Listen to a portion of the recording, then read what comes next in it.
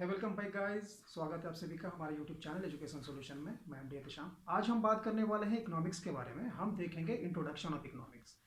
तो हम समझेंगे कि इकोनॉमिक्स वर्ड जो है वो उसका डेरिवेशन कहाँ से हुआ है और उसका शाब्दिक अर्थ क्या है।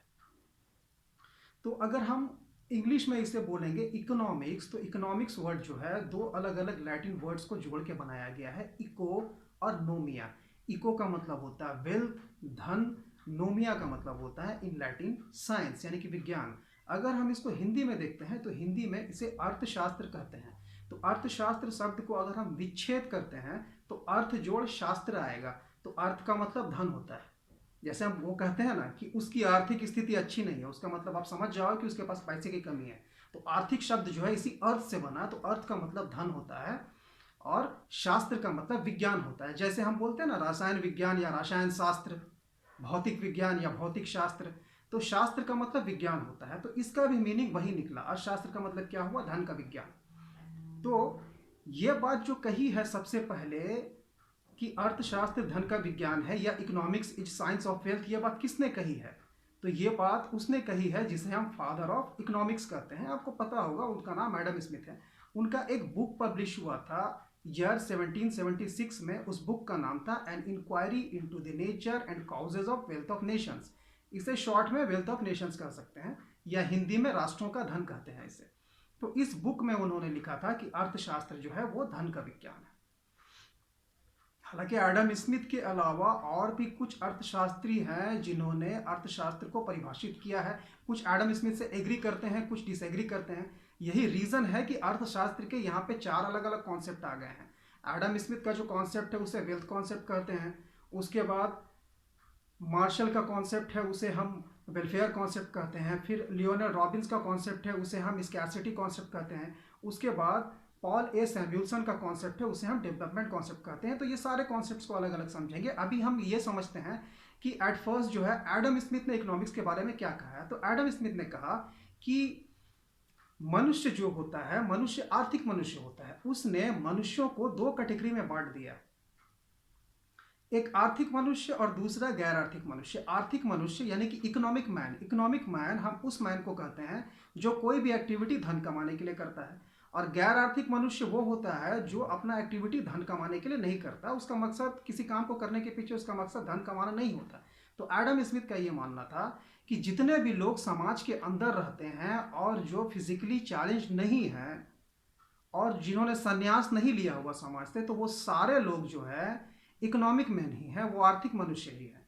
और मनुष्य के द्वारा किए जाने वाले कार्यों को भी दो भाग में बांट दिया, economic activities and non economic activities, यानी कि आर्थिक क्रिया और गैर आर्थिक क्रिया। तो आर्थिक क्रिया या इकोनॉमिक एक्टिविटी हम किसे कहते हैं? वो काम जो धन कमाने के लिए किया जाता है। एक डॉक्टर अपने मरीज का इलाज करता है धन कमाने के लिए। एक रिक्शा चालक रिक्शा चलाता है धन कमाने के लिए। एक दूध वाला दूध बेचता है धन कमाने के लिए। तो ये जो सारा काम है ये धन कमाने के उद्देश्य से किया जाता है, इसलिए इन्हें आर्थिक क्रिया कहते हैं। और जो गैर आर्थिक क्रिया वो क्रियाएं हैं जो धन कमाने के उद्देश्य से नहीं की जाती। तो ये तो हो गया एडम स्मिथ ने क्या कहा था। अब उसके बाद प्रोफेसर मार्शल का नंबर आता है। प्रोफेसर मार्शल ने इकोनॉमिक्स के बारे में एक किताब लिखी थी जिसका नाम है प्रिंसिपल्स ऑफ इकोनॉमिक्स। उन्होंने उसमें कहा कि economics is a science which studies those human activities which are related to human welfare. मतलब अर्थशास्त्र वह विज्ञान है जो उन मानवीय क्रियाओं का अध्ययन करता है जिसका संबंध मानव के कल्याण से है। इनका पॉइंट ये था, इन्होंने क्रिटिसिज्म किया है, इन्होंने आलोचना की है एडम स्मिथ के डेफिनेशन की और उनके कथन की, ये कहकर कि एडम स्मिथ ने, इनका मानना था, मार्शल का मानना था कि एडम स्मिथ ने अपने तथ्यों में धन को सर्वोपरि बिठा दिया। यानी कि धन जो है, जो वेल्थ है, वो सुप्रीम है और मनुष्य जो है इसकी जिंदगी का मकसद सिर्फ धन कमाना ही है। इसलिए बहुत सारे नाम भी दिए गए उसे, वो चिढ़ाने वाले, जैसे शैतान की पूजा, the science of bread and butter, इस तरह से बहुत सारे नाम दिए गए उसके क्रिटिसिज्म को लेकर। तो इनका ये मानना था, प्रोफेसर मार्शल का ये मानना था कि जो धन है वो साधन मात्र है। Wealth is source only not destination. धन जो है साधन है, साध्य नहीं है। धन जो है प्रत्यक्ष रूप से हमारी किसी भी आवश्यकता को पूरा नहीं कर सकता। एग्जाम्पल लेते हैं, सपोज करो कि एक 10 रुपया के बिस्किट का पैकेट जो है, अगर आपको भूख लगी है तो वो आपकी भूख को मिटा देता है। तो आप अगर ये सोचोगे कि धन जो है प्रत्यक्ष रूप से, अगर आप एडम स्मिथ को मानने वाले हो तो आप ये मानोगे कि धन प्रत्यक्ष रूप से हमारी हर आवश्यकता को पूरा करता है। तो जब आपको भूख लगे तो 10 रुपया का नोट को आप मोड़कर खा लोगे तो क्या पेट भर जाएगी? ऐसा मुमकिन नहीं है। जब बारिश होती है तो हम छतरी का प्रयोग करते हैं, मोस्टली छाता लगा लेते हैं तो बारिश में भीगने से बच जाते हैं। मान लो उस छाते का कीमत जो है 500 रुपया है, तो जब बारिश होगी तो 500 रुपये का नोट को अपने सर पे ऐसे लगा लेंगे तो क्या हम भीगने से बच जाएंगे? ऐसा संभव नहीं है। तो ये कहना था प्रोफेसर मार्शल का कि धन जो है वो साधन मात्र है, साध्य नहीं है। और इकोनॉमिक्स जो है उन मानवीय क्रियाओं का अध्ययन है जिससे दूसरे किसी मनुष्य का कल्याण होता है। जैसे कि किसान खेती का काम करता है, वो उससे कमा रहा है बस, हमारा पेट भी तो भर रहा है। एक डॉक्टर जो है इलाज कर रहा है, चलो ठीक है वो पैसे के लिए कर रहा, बट उसके ट्रीटमेंट से, उसके काम से हम लाभान्वित हो रहे हैं, हमें प्रॉफिट हो रहा है। तो एक के काम से दूसरे का कल्याण हो, तो इसी स्टडी को हम इकोनॉमिक्स कहेंगे, अर्थशास्त्र कहेंगे। ये प्रोफेसर मार्शल का मानना था। अब रॉबिन्स की तरफ चलते हैं हम।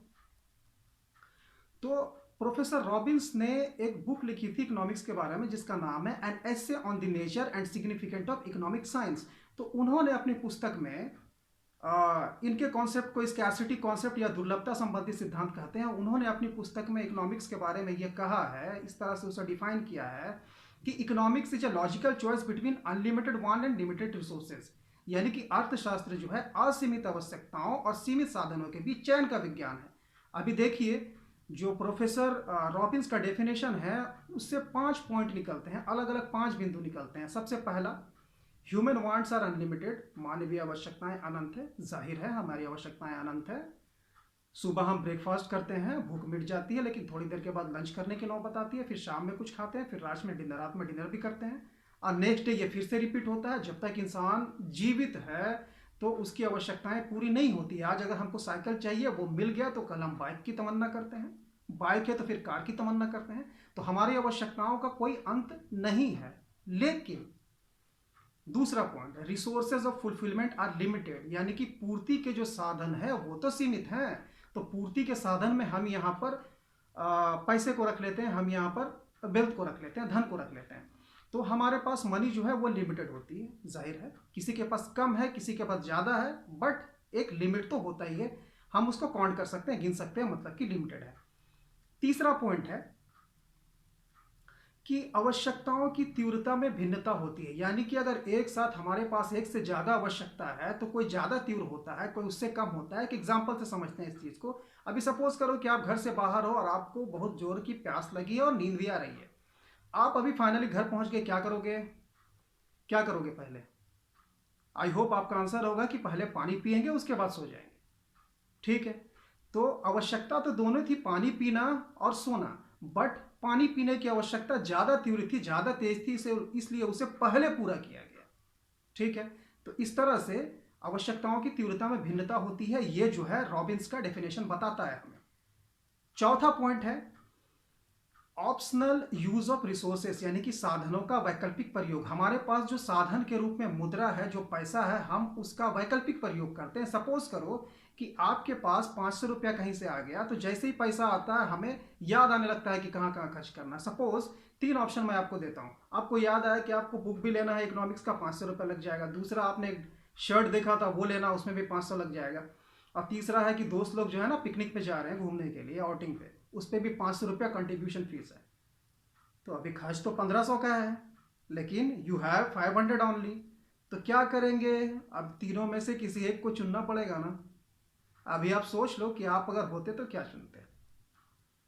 तो मान लो कि आपने बुक को लेना चुना, तो आपके पास जो ये साधन है, ये जो रिसोर्स है ऑफ फुलफिलमेंट 500, इसे आपने ये 3 विकल्प में से एक विकल्प पुस्तक, बुक को चुन के इस पर खर्च कर दिया। तो क्या किया हमने? अपने साधन का वैकल्पिक प्रयोग किया। अच्छा, 5वां पॉइंट पे आते हैं, लॉजिकल चॉइस, यानी कि अर्थशास्त्र चयन का तर्कशास्त्र। यानी जो चुनने की नौबत आती है, तो जो हम चुनते हैं तो वो किस आधार पे हम चुनते हैं? क्या हम टॉस करते हैं कि अगर हेड आया तो आर्ट्स लेंगे और टेल आया तो कॉमर्स लेंगे? क्या हम टॉस करते हैं? नहीं। या जो हमें 3 में एक को चुनना पड़ा कि बुक, शर्ट या पिकनिक, तो हमने कैसे चुना? क्या एक शीट बना लिया, तीनों में नाम लिख के, तीनों में से एक को ड्रॉ कर लिया कि जो आएगा हम उसी पे पैसा खर्च करेंगे? क्या हम ऐसा करते हैं? हम ऐसा नहीं करते। बल्कि किसी भी चीज़ का जब हम चयन करते हैं, जब चूज करते हैं, तो अपनी बुद्धि लगाकर, अपना लॉजिक लगाकर चुनते हैं। इसलिए हम इसे लॉजिकल चॉइस करते हैं। तो ये तो हो गया वेल्थ कॉन्सेप्ट एडम स्मिथ का, वेलफेयर कॉन्सेप्ट प्रोफेसर मार्शल का, और स्कैर्सिटी कॉन्सेप्ट प्रोफेसर रॉबिन्स का। तो होप आपको ये डिस्कशन समझ में आया होगा। इसी तरह के वीडियो देखने के लिए हमारे साथ जुड़े रहें। हमारे चैनल को सब्सक्राइब करें, लाइक करें और ज़्यादा से ज़्यादा शेयर करें।